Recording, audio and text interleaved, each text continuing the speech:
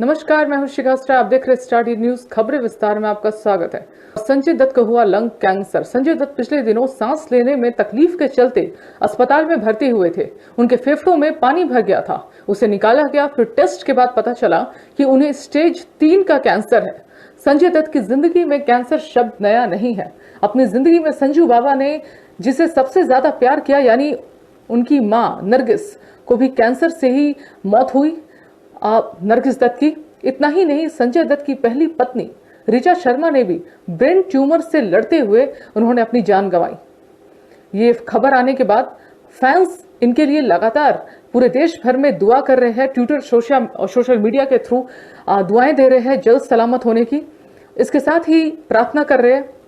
लोगों ने काफी सारे कमेंट्स फेसबुक में, ट्विटर में, कई सोशल मीडिया पे लगातार। आपको बता दें, ये आने वाली फिल्म सड़क 2 है इनकी, जिसमें वो वर्क फ्रंट की बात करें तो सड़क 2 फिल्म है और इस रिलीज के लिए तैयार हो चुकी है। और इस फिल्म में इनके साथ आदित्य राय कपूर, आलिया भट्ट और पूजा भट्ट जैसे एक्टर्स अहम किरदार में है। लेकिन ये फिल्म भी अब अटकेगी, क्या होगी ये कहना फिलहाल मुश्किल है, क्योंकि तुरंत यूएस जाने की तैयारी है। आजकल में वो निकलेंगे ट्रीटमेंट के लिए। कर्नाटक की राजधानी बेंगलुरु में मंगलवार की रात भारी हिंसा हुई। इस दौरान हालात को काबू करने के लिए पुलिस को फायरिंग भी करनी पड़ी, जिसमें 2 लोगों की मौत हो गई। वहीं एक अन्य शख्स को घायल अवस्था में अस्पताल में भर्ती कराया गया है। अचानक भड़की हिंसा में 60 पुलिसकर्मी भी घायल हुए। इनमें एक एडिशनल पुलिस कमिश्नर भी शामिल है। बेंगलुरु के डीजे हल्ली और केजी हल्ली पुलिस थाना इलाके में जमकर बवाल हुआ, जिसके बाद डीजे हल्ली और केजी हल्ली थाना इलाके में कर्फ्यू लगा दिया गया। वहीं बेंगलुरु में धारा 144 लगाई गई है। बेंगलुरु के पुलिस कमिश्नर कमल पंत ने बताया कि सोशल मीडिया पर भड़काऊ पोस्ट शेयर करने के आरोपी नवीन को गिरफ्तार कर लिया गया है। यानी ये सब एक भड़काऊ पोस्ट पर हुआ है। जानकारी के मुताबिक पूरा हंगामा एक भड़काऊ सोशल मीडिया पोस्ट की वजह से उत्पन्न हुआ। दरअसल बेंगलुरु में कांग्रेस विधायक श्रीनिवासन मूर्ति के भतीजे ने सोशल मीडिया साइट फेसबुक पर कथित भड़काऊ पोस्ट किया था। हालांकि बाद में ये पोस्ट डिलीट भी कर दी गई थी। बावजूद इसके कथित भड़काऊ पोस्ट को लेकर बड़ी संख्या में लोगों ने विधायक श्रीनिवासन मूर्ति के बेंगलुरु स्थित आवास पर हमला कर दिया और जमकर तोड़फोड़ हुई। इस दौरान आगजनी भी की गई। इतने पर ही लोगों का गुस्सा कम नहीं हुआ। उन्होंने डीजे हल्ली और केजी हल्ली पुलिस थाना इलाके में जोरदार प्रदर्शन किया। बताया जा रहा है कि इसी दौरान हंगामा बढ़ने पर पुलिस ने भीड़ को हटाने की कोशिश की। आंसू गैस के गोले भी छोड़े गए। इसी बीच अचानक हिंसा भड़क उठी, जिसमें पुलिस कर्मियों को भी निशाना बनाया गया। इसके साथ ही कई पुलिसकर्मी घायल भी हुए। आपको बता दें, रात 9 बजे एकत्र हुई भीड़ मंगलवार रात लगभग 9 बजे से भीड़ विधायक श्रीनिवासन मूर्ति के घर और पूर्वी बेंगलुरु के डीजे हल्ली पुलिस स्टेशन के बाहर एकत्र होने लगी थी। दर्जनों की संख्या में पहुंचे लोगों ने लगभग 9:30 पर विधायक के घर पर हमला बोल दिया। थाने पर तोड़फोड़ हुई और 10 बजे तक आगजनी भी हुई। 10 बजे तक बवाल इतना बढ़ गया कि लोगों की भीड़ इतनी बढ़ गई कि विधायक के घर में जमकर तोड़फोड़ कर दी और घर और बाहर खड़ी लगभग 30 से अधिक कारों को आग के हवाले कर दिया गया। आपको बता दें, विधायक के घर में आग लगा दी गई। पूरा घर जल के राख हो गया है। थाने को आग के हवाले कर दिया गया। ये हिंसा और साथ ही 12 बजे के बाद पुलिस फायरिंग हुई। पुलिस मौके पर पहुंची और भीड़ को समझाने का प्रयास किया और साथ ही भीड़ ने पुलिस पर पथराव शुरू कर दिया। पुलिस वाले को जमकर पीटा भी। हालात बेकाबू होने पर रात 12 बजे के बाद पुलिस को फायरिंग करनी पड़ी। फायरिंग में 2 लोगों की मौके पर ही मौत हो गई। पुलिस ने 110 लोगों को हिरासत में ले लिया है अब तक और साथ ही रात लगभग 2 बजे स्थिति को काबू में कर लिया गया।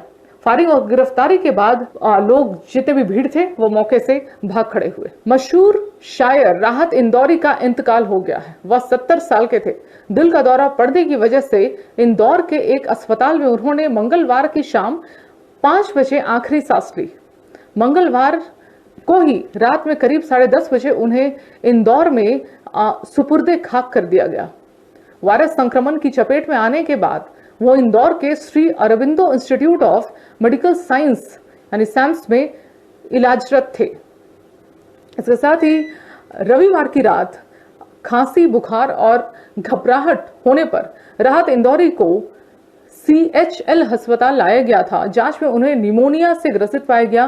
तब डॉक्टरों ने भर्ती होने की सलाह दी थी। बाद में उन्हें कोविड अस्पताल औरबिंदो में भर्ती किया गया और देर रात कोरोना की पुष्टि हुई। इसके बाद औरबिंदो मेडिकल कॉलेज के चेयरमैन डॉक्टर विनोद भंडारी के मुताबिक जब इंदौरी अस्पताल में भर्ती हुए थे तब शुगर बढ़ी हुई थी। हालांकि मंगलवार सुबह तक सेहत में सुधार होने लगा था, लेकिन अचानक दोपहर में उन्हें हार्ट अटैक आया। उन्हें फौरन CPR देना पड़ा और CPR देने के बाद कुछ सुधार हुआ। 2 घंटे के बाद दूसरा हार्ट अटैक आ गया और दूसरे हार्ट अटैक के बाद उन्हें बचाया नहीं जा सका।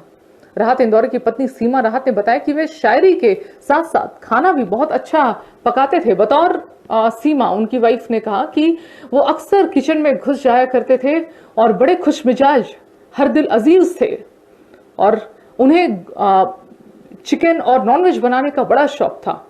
सीमा ने नम आंखों से उन्हें याद करते हुए कहा कि उनके साथ जिंदगी में कई सफर किए, सारा सफर यादगार रहा। 5 बार उम्राह कर चुकी हूं। उन्होंने कहा कि शायर की बीवी होना फख्र की बात है। रूस के राष्ट्रपति व्लादिमीर पुतिन ने दावा किया है कि उनके वैज्ञानिकों ने कोरोना वायरस की ऐसी वैक्सीन तैयार कर ली है जो कोरोना वायरस के खिलाफ कारगर है। रूस के राष्ट्रपति व्लादिमीर पुतिन ने इस बात की पुष्टि की। उन्होंने सरकार के मंत्रियों को मंगलवार को संबोधित करते हुए कहा कि आज सुबह कोरोना वायरस के खिलाफ पहली वैक्सीन का पंजीकरण हो गया है। इसके साथ ही ये जनवरी के अंतिम तक अगले साल के लोगों तक पहुंचने की उम्मीद है। पुतिन ने आगे कहा कि इस टीके का इंसानों पर 2 महीने तक परीक्षण किया गया और ये सभी सुरक्षा मानकों पर खरा उतरा है। इस वैक्सीन को रूस के स्वास्थ्य मंत्रालय ने भी मंजूरी दे दी है। माना जा रहा है कि रूस में अब बड़े पैमाने पर लोगों को यह वैक्सीन देने की शुरुआत हो जाएगी। व्लादिमीर पुतिन ने यह भी कहा है कि जिस तेजी से कोरोना वैक्सीन को हासिल करने का दावा किया है उन्होंने, उसको देखते हुए वैज्ञानिक जगत में इसको लेकर चिंताएं भी जताई जा रही है। लेकिन बता दें कि रूस के राष्ट्रपति व्लादिमीर पुतिन ने सरकारी टेलीविजन पर घोषणा की है कि माको के गेमालिया इंस्टीट्यूट में विकसित यह वैक्सीन पूरी तरह सुरक्षित है और यह वैक्सीन सबसे पहले उन्होंने कहा कि यह वैक्सीन हमने अपनी बेटी को सबसे पहले लगाया है। पुतिन ने आगे कहा कि मैं यह जानता हूं कि यह वैक्सीन काफी कारगर है, यह इम्यून सिस्टम को मजबूत करता है और मैं यह दोहरा रहा हूं कि यह सभी सुरक्षा मानकों पर खरा उतरा है। उन्होंने उम्मीद जताई है कि जल्द ही इस वैक्सीन का बड़े पैमाने पर उत्पादन किया जाएगा और अगले साल के जनवरी के शुरुआती महीनों में ये आम जनता तक और पूरे विश्व में पहुंचने की उम्मीद है। ऐसे ही तमाम खबरों के लिए आप देखते रहिए स्टार डी न्यूज। धन्यवाद। Hello everyone, this is your Puneet Vasisht and you are watching Star D News. Keep watching. Hi, this is Kabir Sadanand and you're watching Star D News. Keep watching.